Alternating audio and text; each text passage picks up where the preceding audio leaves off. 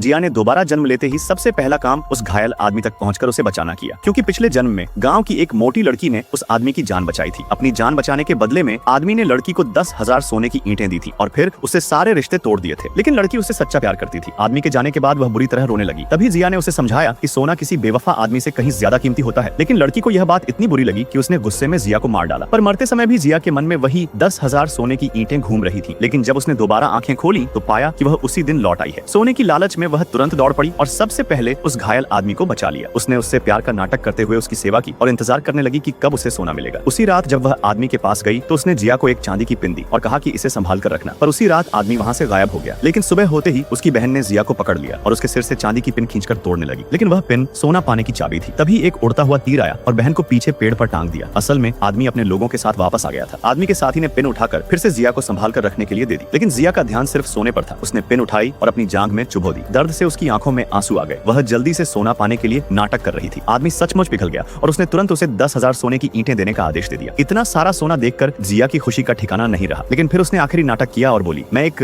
साधारण गांव की लड़की हूँ और आपके लायक नहीं हूँ। आज से हमारा रिश्ता खत्म। यह कहकर उसने उस चांदी की पिन को तोड़ दिया। आदमी उसकी बातों से थोड़ा दुखी हुआ और वहाँ से चला गया। जैसे ही वह गया, जिया सोने की गिनती करने लगी। उसे नहीं पता था कि वह आदमी असल में एक राजकुमार है। दुश्मनों से बचने के लिए उसने अपनी पहचान छिपा रखी थी। वह चाहता था कि जिया उस पिन को संभाल कर रखे ताकि बाद में वह उसे महल बुला सके। लेकिन तभी राजकुमार को लगा कि उसकी बहन जरूर जिया को परेशान कर रही होगी, इसलिए वह वापस लौट आया। लेकिन तब तक जिया सोना लेकर भाग चुकी थी। ये जानकर राजकुमार आग बबूला हो गया और उसे ढूंढने का आदेश दे दिया। पार्ट 2 के लिए कमेंट में लाल दिल भेजो।